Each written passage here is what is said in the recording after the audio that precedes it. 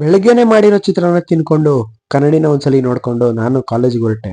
Bus stand ತನಕ drop ಮಾಡಿಸ್ಕೊಂಡು ಹಾಗೆ ರೈಲ್ವೆ ಸ್ಟೇಷನ್ ತನಕ ನಡ್ಕೊಂಡೇ ಹೋದೆ. ನೆನ್ನೆಗೆ ನನ್ನ ಪಾಸ್ ಮುಗ್ದೋಗಿತ್ತು. ಪಾಸ್ ಮಾಡಿಸ್ಕೊಳಕ್ಕೆ ಅಂತಾನೆ ಬೇಗನೆ ಬಂದೆ. ಹಾಗೆ ಹೋಗಿ ಪಾಸ್ನ ರಿನಿವಲ್ ಮಾಡಿಸ್ಕೊಂಡೆ. ಪಾಸ್ನ ರಿನಿವಲ್ ಮಾಡ್ಸೋಣ ಅಂತ ಬೇಗ ಬಂದೆ. ಜನ ಇಲ್ದಿರೋ ಕಾರಣ ಬೇಗ ರಿನಿವಲ್ ಆಯ್ತು. ಈಗ 20 ನಿಮಿಷ ಟ್ರೈನಿಗೆ ಕಾಯ್ಬೇಕು. ನಾನು ಅಷ್ಟರಲ್ಲಿ ಟ್ರೈನ್ ಕೂಡ ಬಂತು. ಟ್ರೈನ್ ಹತ್ಕೊಂಡು ಗಲೀಜಾಗಿರೋಂತಹ ಮಿರರಲ್ಲೇ ಒಂದು ಸೆಲ್ಫಿ ವಿಡಿಯೋ ತಗೊಂಡೆ. ಮಂಡ್ಯ ಬಂತು. ಮಂಡ್ಯದಲ್ಲಿ ಇಳ್ಕೊಂಡು ನಡ್ಕೊಂಡು ಹೋಗ್ಬೇಕಾದ್ರೆ ಒಂದು ಆಕ್ಸಿಡೆಂಟ್ ಆಗಿತ್ತು. ಅದನ್ನು ನೋಡಿದೆ. ಈ ಆಕ್ಸಿಡೆಂಟ್ ಮಾಡಿದವ್ರು ಯಾರಪ್ಪ ಅಂತ ಝೂಮ್ ಹಾಕಿ ನೋಡಿದಾಗ ಗೊತ್ತಾಗಿದ್ದೆ ಇಬ್ರು ಹುಡುಗಿರು ಅಂತ. ಬಿದ್ದಿದ್ರು, ಪಾಪ ಅವ್ರಿಗೇನೂ ಏಟಾಗಿರಲಿಲ್ಲ. ಆದರೂ ಮನಸ್ಸಲ್ಲಿ ಒಂದು ಡೈಲಾಗ್ ನೆನಪಾಯಿತು, ಹೆಣ್ಮಗು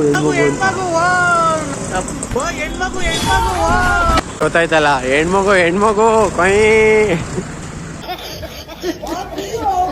ಹಾಸ್ಪಿಟ್ಲಿಗೆ ಬಂದು ಕೇಸ್ ಎಲ್ಲ ಕಲೆಕ್ಟ್ ಮಾಡೋ ಅಷ್ಟರಲ್ಲಿ ಮಧ್ಯಾಹ್ನ ಆಗಿತ್ತು. ಹಾಗೆ ಎಲ್ಲ ಒಂದೇ ಸಲ ಊಟ ಮಾಡ್ಕೊಳ್ಳೋಣ ಅಂತ ಎಲ್ಲ ಬಾಕ್ಸ್ ಓಪನ್ ಮಾಡಿದ್ವಿ. ಎಲ್ಲರೂ ಒಟ್ಟು ಕೂತ್ಕೊಂಡು ಊಟ ಮಾಡಿದ್ವಿ.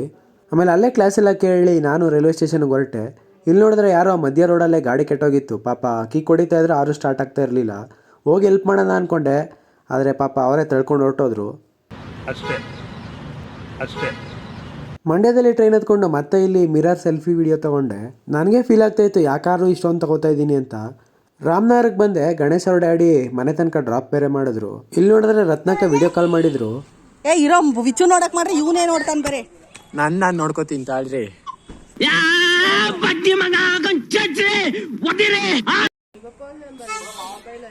ವಿಚು ಬೈಲಿ ಹಿಡ್ಕೋ.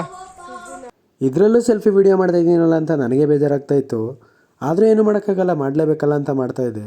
ಅಷ್ಟರಲ್ಲಿ ನಮ್ಮ ತುಳಸಿ ಆಂಟಿ ಅವ್ರು ಬಂದರು. ತುಳ್ಸಮ್ನವ್ರ ಆಗಮನ ಇದೊಳ್ಳೆ ದೆವ್ವ ಬಂದಂಗೆ ಬರ್ತಾವ್ರೆ. ತಂಗಾಳಿಯಲ್ಲಿ ನಾನು ತೇಲಿ ಬಂದೆ.